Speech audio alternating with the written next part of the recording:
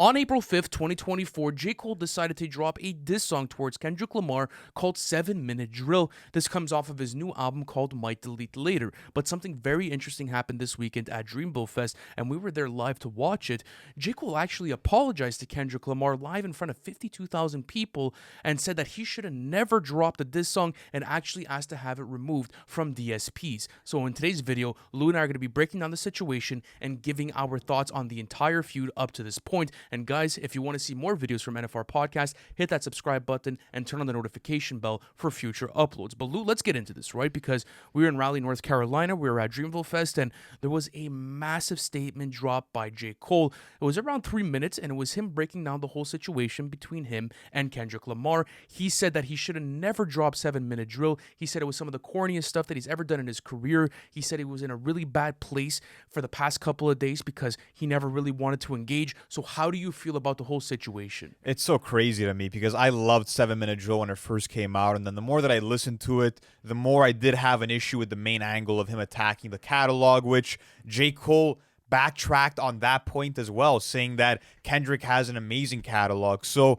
even based when you look at it now, going backwards, based on the lyrics, you could tell that like J. Cole Was never really didn't really want to be invested in it. He said, I have love for my brother. This is just a warning. Like, listening back now, I definitely have a different perspective of the song, but I do have to say this. I think a lot of people are flaming J. Cole, a lot of hip-hop fans, and I'm going to get to, like, more the hip-hop side of things a bit later in terms of my thoughts and asking you yours. But in terms of just the way that I respect this move, I think it's super mature. I think the idea of him being transparent, not only with himself, but with fans and the world at large on one of the biggest stages in music, and letting people know my heart is not in this feud and I can't do this to please others. I have to look out for myself, my own peace.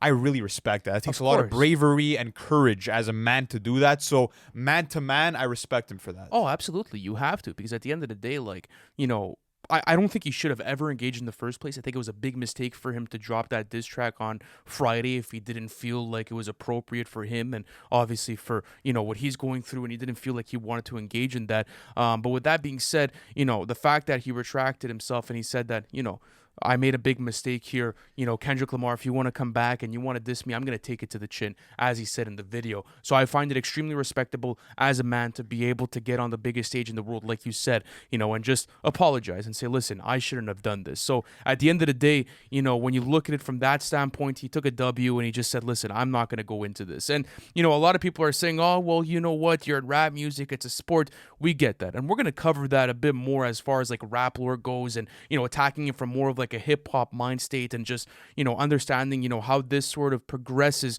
you know, throughout the genre. But looking for J. Cole as well, he said that, you know, he didn't want to go back to a place that where he was at, you know, 10 years ago. He didn't want to have to start getting back into that zone. He felt like he was making some of the best music of his career, which he was. You know, the pen is still excellent. You know, before this weekend and before the diss track, he was dropping some of the best verses we heard from any rapper in the game. His top tier form was being heard throughout his entire project, example with the offseason, and even certain songs on Might Delete Later. So how do you feel about it from that standpoint, looking at J. Cole at the moment and looking at the pen? Do you think that that affects current form, you know, because you and I have also proclaimed that he still is like the best rapper alive at the moment. So how does this kind of change things for you? Well, people were laughing at me in the last video because I gave that take that I think J. Cole's the best rapper alive. When I say the best rapper alive, I don't mean that in comparison to guys like Jay-Z and Nas that he's superior. I mean that in terms of active rappers that are in the culture, that are dropping music, he's the best right now without a doubt. And I stand by that. I think that you cannot take this situation and remove everything else he's done, all the elite rapping, all the elite verses from Johnny P's Caddy to Pie off of Might Delete Later to The Secret Recipe to First Person Shooter. I'm sorry, but if you do look at it, when I compare J. Cole in the last few years to Kendrick Lamar in the last few years, I do think that J. Cole is a superior rapper on a bar level, in terms of a song concept level. I do think that even just the way he's rapping like the Rentas do, there's more hunger and passion coming out of Cole right now on those in verses, comparison to Kendrick on those verses. On current form, as a hip-hop fan, you saw me when we got the news at Dreamville Fest, bro. I was disappointed. My jaw like just dropped to the floor. My heart sank. I'm like, I was about to see two of my favorite titans in this shit go bar for bar, spar the way that they should on a friendly level. And I think my biggest critique, and again, it is what it is. Like I think it's very condemnable what he did now, but he shouldn't have jumped out the window if he was going to hop back into the car.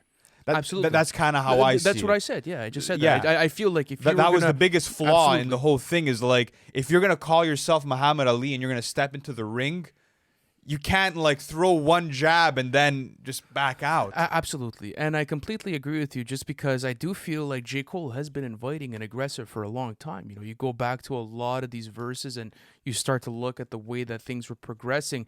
He was inviting it. But with that being said, I also think that he made a respectable move for himself as a person, you know, like if he doesn't want to get into this, he doesn't have to get into this, and he just had to back away. But let's attack it from the hip-hop head perspective, right? So the feud as a whole, Kendrick Lamar obviously won the battle. That's it. He didn't even have to drop another verse. There was no other song. There was no other anything. So how do you feel about the whole situation at this point? Kendrick Lamar is on a vicious run just with one verse. With one verse, the whole fucking game is in a disarray. People are inflamed. But people, you know, it's crazy to see what Kendrick Lamar has been able to do with only one verse at this point. So how do you feel about that situation? I think that the internet is kind of like running with this and going a bit out of control. You know, you have certain artists saying that, okay, like it's my time to shine. You have people saying that it's no longer the big three, now it's the big two. I think you were telling me that Academic said that Future's now in the big three instead of J. Cole. Yeah, those narratives have to stop right now. Some horrible takes there, but I will say this. Again, this was a major shock to me, and I feel like to a lot of fans as well, is because for years, for multiple years now, you've had J. Cole dropping bars like, I be staying out the way, but if the beef do come around, I could put an M right on your head, you Luigi brother now. Like, if you're going to be inviting an aggressor like you mentioned, and you're going to be telling people, I want the smoke and I'm ready for it if it comes, and then you change your tune, I think this is what it is. I think that J. Cole is now... He's always, I think, been a fan of rap battles because he's a huge hip-hop head, right? He's a big Cannabis fan. He for sure was a fan of the Cannabis LL Cool J battle, but I think the fact that it was Kendrick Lamar, the fact that it was someone so dear and so near to him, someone that he had an amazing long relationship with, I think it felt disingenuous for him to go after such a close friend and peer in the industry. So Well, I think he probably felt like that this was out of character for him and that he didn't want to go that extra level and make a super ugly type track, which I think it was never going to get to that point. But I don't think he wanted to make it too dramatic between him and someone that he respects so much, right? Absolutely. Well, he even said it himself that he didn't even know what to say. He didn't know what to say at the end of the day, and you were able to tell. Like, we were talking about it on our previous video where, okay, it's warning shots at this point, but it was kind of, you know, it was a bit half-baked at the end of the day, right? So you have to see the way that these things progress, but from a hip-hop head's perspective, you give the W to Kendrick, and now we move on. We see what's next in this whole situation, and I don't think that any anticipation for me has been lost for the fall-off. That's been another big narrative in the community. I want to put that to bed right now, you know, at least from our standpoint. You guys could handle it however you want. You guys could feel however you want, but we're still going to be going into the fall-off, and we're going to be as excited. I'm still down to hear the project. It's going to be one of the biggest albums of the year, and listen, it depends the way that you want to interpret the bars, right? Because if you have a bunch of competition bars now on the fall off, then you have to start asking yourself some questions, right? That's what I was going to say, is that if the entire album is I'm the best, no one can fuck with me, like song after song, that could get under people's skins because it's going to be like, well, if you're talking that talk, like, why aren't you showing and respectively us? so. Respectfully so, but what we've been talking about for a long time since the fall off was announced is that this is going to be his magnum opus potentially, and that this is going to be maybe his return to forming a concept album. And that's what I hope this is. This is the perfect opportunity for J. Cole to shift the focus, still rap his ass off like he's been doing as of late, but put all of that rapping into a purpose, into a focused narrative, the way that he's done for For Your Eyes Only, but make it more exciting, make it more in your face. I feel like that's what a lot of hip-hop fans and J. Cole fans would want to see out of this. But let me ask you this, like, if it is that other approach, where it's more of a Might Delete Later style, where he's just giving you bars, he's talking his fly talk about being numero UNO, how are you going to perceive that? It's a tough conversation. I I think at the end of the day, there's still a certain validity to it, if you ask There me. is. Because at the end of the day, he has been one of the top rappers for the past couple of years, and honestly, his entire career. The guy's a fucking legend. Like, I don't like the discourse online right now because people are really dragging him. People are fucking dragging him throughout this entire situation, and I'm not enjoying it from my perspective. But you have to understand where it's coming from because he's been putting this in his song. So I think I look at it from two different perspectives, right? You know, people are gonna do what they're doing and they're gonna continue to go at him because that's what he's been talking about in his music.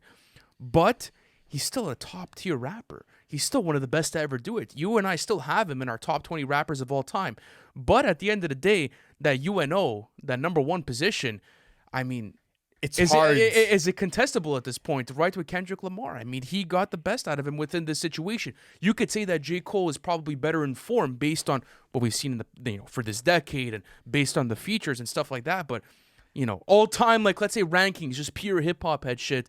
I feel like I still have Kendrick Lamar above J. Cole, and I have him at the number one position for the big three, like we revealed in our top 10 rappers of all time. And then when we extended it to the 50 rappers for another episode, which you guys could check on the channel, actually. Yeah. So, how do you feel about that conversation now going forward? So I feel like a lot of people are saying that J. Cole was ultimately fearful of Kendrick and that he wanted to duck the fade, but on that point, like he would have never dropped 7 Minute Drill if he was scared of Kendrick and how Kendrick could dismantle him lyrically. What I do think it came down to is the fact that, like we were saying earlier, J. Cole didn't have enough angles for multiple diss tracks, as we saw with the first one. But more than that, I feel like I'm going to give my take and then I want to ask you about it. In terms of the way that it's going to affect J. Cole's legacy moving forward, I feel like when it comes to the big three conversation now, there is going to be, if things go as they're going, where Kendrick's in the lead and beats out both Cole and Drake, which is a big maybe because Drake is still someone that could do some damage here. But I think Kendrick's mission becomes, let me create as much of a distance as I can between myself and these two other guys so that that big three conversation turns into the big me conversation for Kendrick Lamar. But for J. Cole, I think all this does is label him as the nice guy who doesn't want confrontation, which we already knew, right? When YB dissed him months ago, he had answered back saying, I still want to get me a song with YB, right? So how do you feel this affects J. Cole's legacy personally and also in comparison to a Kendrick and a Drake? You're asking me personally about this, right? How I Yeah, feel about it? yeah. I don't give a fuck. Honestly, I'm still bumping the Okay, albums. I'm okay. still So going through- how are people going to perceive it if you don't care? Yeah. So I personally don't care. I mean, at the end of the day, like it was a half-ass battle too. The 7 Minute Drill song, it wasn't even that great. Kendrick Lamar directly dissed Cole on like that, but it wasn't anything like he did with Drake, right? Like Kendrick really went for Drake on that track. So even at that, the whole feud itself has been kind of weird and awkward for me. He where could have waited till the fall off. Absolutely, he could have, but at the end of the day, then does that take attention away from the fall off and the overall grander True. purpose of it? True. I think that could have been another detrimental move. So either way, J. Cole was in a bad situation in whichever way this ended up developing. But, for the way that the community is going to develop, bro, go look online. Go open your phone right now. Dude, there is so much like narrative spinning and there's so much bullshit online right now. And it's kind of like, it's a bit disheartening. I'm not going to lie to you because just last week we were talking about J. Cole being the best informed rapper and talking about him being a fucking GOAT. And now because of a 3-minute speech, we're going to completely disregard his entire legacy and his entire career.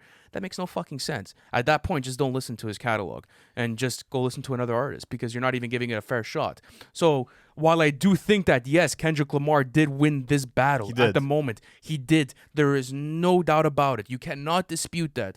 Kendrick Lamar has won. Kendrick Lamar is still in our top 10 rappers of all time. He's still my favorite artist of all time. But when it comes to this J. Cole conversation, people still have to put respect on his name. He's still in better form. As crazy as that might sound, I know I'm going to get flamed for that take. I do think that until Kendrick shows me multiple verses or an album where he's really passionate about rapping and sort of like really showing. This is where I disagree with you, though, in that conversation. I know a lot of people have a problem with Mr. Morale. I'm personally a massive fan of it. You are as well. I am. I think that you do have verses like Family Ties, for example. I did say that J. Cole was and yeah, Surpassed. has surpassed it and was advanced and whatever the case may be. But I could understand why people look at this situation and they're like, no, it's not in conversation anymore. So how do you feel about that type of narrative at the moment? Well, I think what it comes down to is that like Kendrick went with a totally different approach with Mr. Morale. Like his purpose with that album was to let people know what he was going through. And that took a very introspective route. I think the writing's incredible, but in terms of being the best MC you could be, Well, he that said it that himself on was the the album. goal. That was Absolutely. the direction. But if you're gonna claim to be the best MC, I want you to rap like you're the best MC. And to me, J. Cole, verse for verse, bar for bar, has still been putting out more heat than Kendrick, to me. But of course, now things change. He lost the battle, so narratives are going to be spun. All I'm saying is that I want more proof from Kendrick that he really is the best. Oh, for sure. And he's going to give it to us. Because I think he's going to give it to us. He's going to give it to us because even when you get to the like that verse, like we were talking about, it's easily toppable. It was just a warning shot at the end of the day. So you still have to see the way things develop and the way things go into it. But, talking about Mr. Morale, it's crazy because 2 years ago, Kendrick was saying, I'm not your savior. And he was kind of taking himself out of that whole conversation. And now, like, especially after We Don't Trust You and going into like that, it's a completely different sentiment. But let's talk about the biggest elephant in the room at this point, right? Because the J. Cole situation happened. It's the past at this point. One more thing on that, though. Does Kendrick drop that diss track towards Cole? If you want my take, no, I don't think so. Dude, he bowed out in front of 50,000 people. He said, listen, man, I'm out of this. I don't even want anything to do with it. I want to live my life. I'm happy. I'm peaceful. And that's extremely respectable. If Kendrick were to go after him and were to drop a diss track, I think it's merited, and even J. Cole said that. I'll take it to the chin, give me your hardest shot. It is what it is. I'll take it like a man. So even if he does drop it, I think, listen, he's automatically won. That's why he's taken the W It's already. kind of useless. Like, it would be like a finishing like guillotine move just for the sake of doing it. But it's like, when you won the battle already, why would you feel the need to kick him while he's down? But that being said, we'll see what happens. But back to the elephant in the room. Drizzy Drake is the guy that we really wanted to see as the main opponent against Kendrick. Not only since Like That dropped, but since fucking 10 years ago when they started going back and forth with the subliminals. Absolutely. And to me, it always felt like there was a bit more like animosity and competition between the Drake and Kendrick. Like, it really felt like two gladiators that really wanted to go head to head. And I think, going back to the legacy for a second, J. Cole cannot claim to be a gladiator anymore in hip-hop. He can claim to be one of the best artists to do it in the hip-hop genre, but as a gladiator, that's a completely different conversation. Removed the title. But Drake has never shied away from a fucking battle, bro. Absolutely. When he's been tested, he showed up to the plate. We were having this conversation, right? And it's completely different for Drake at this point because he's battle tested. He has W's underneath his belt. He has L's underneath his belt as well. And one L. Only one. It's only one at this point. But he's coming in as a seasoned vet. And I feel like everyone's writing Drake off. And it's very interesting, right? Because even for you and I, we could have been biased in this whole situation because people know that Kendrick Lamar is our favorite artist, right? And we've been listening to him for such a long time. We just said, oh, well, he dropped Control and he's going to fucking smoke everyone and this and that. And that's very well still a possibility. But to completely take Drake and just say, oh, well, he's going to drop, a half-ass verse and he's not going to really do anything with it. It's going to be another Pusha T situation. I think people have it completely twisted. Drake has been calculated up to this point because there has been more narratives around the community, people saying that, oh, well, you know what? He hasn't dropped yet. So does that mean he's scared? Well, he's kind of already lost already because he didn't release in the first weekend. Let's slow our roll a bit. Let the man think. Let the man observe. Let everything sort of settle and just watch the dust hit the floor because at the end of the day, you're still dealing with a titan. You're dealing with a pit bull. What happens when you put a pit bull in a corner? He's going to get out in every single situation. Not only that, but for Drake, he lost his last battle, okay? And he's admitted it himself. So, coming into this next one, you better believe he's going to come with his best work. He has to. Yeah. There's no other option. Kendrick opened that can of worms, and he's forcing him to be able to engage in it. So how do you feel about that whole situation? I'm so happy about it just because I feel like with Drake teasing a studio session, with Drake teasing the notepad with the pen in the locker room for the It's All a Blur tour, he's been slowly hinting that something is coming, and I feel like Drake is way too petty in the sense of like musical warfare to let this slide. So I think without a doubt we're getting a response. But what I like about this new approach is that rather than doing what he did in the Pusha T situation, Or even the Meek Mill where he situation. crashed out right away and he's like, I gotta go into him. Like, he's taking a step back. He's being very calculated. He's seeing, he's seeing it from a bird's eye view explode. He's seeing the dust settle, and now he's gonna attack when maybe Kendrick isn't expecting a song. Oh no, I think Kendrick's expecting it. For sure. Regardless, I think the Kendrick is idea gonna that expect it's something. been weeks is a good sign, because that means that this is gonna be, at least I think, a very hard hitting song that we're not gonna remember tomorrow. I mean, we're not gonna forget tomorrow. Like, it's gonna be something that really makes a fucking impact and packs a punch. Oh, I hope so. And I think that there's gonna be so much like hip hop ego involved in this that it can go for multiple rounds, bro. It could go for multiple rounds. It's, as you said, it's been years of tension that's going to probably explode over the entire genre, and the fact that you're going to get, multiple diss tracks. You're going to get so much ammo from both of them. And like we were talking about in previous episodes as well, Kendrick could obviously come with the rapidy raps. We know that Kendrick could really rap, and that he's one of the most skilled MCs of all time, really a top-tier pedigree type of guy.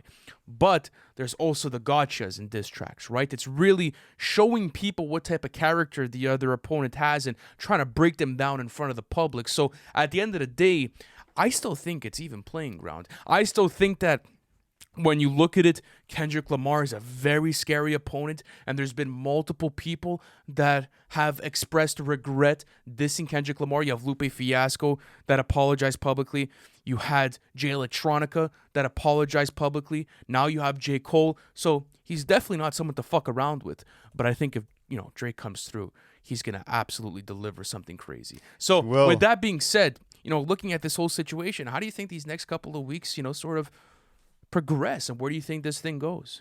It's all going to reach a halt after, I think, this Metro and Future album comes out. I think that once that album's released, I think that Drake is going to be able to have an overview of the whole situation. There's going to be less and less question marks for him to sort of have in his head, and I think that's when he goes full attack mode, and that's when we get to see this legendary head-to-head that we've been waiting for over a decade between Drake and Kendrick. And I think that Drake is also going to have some other targets.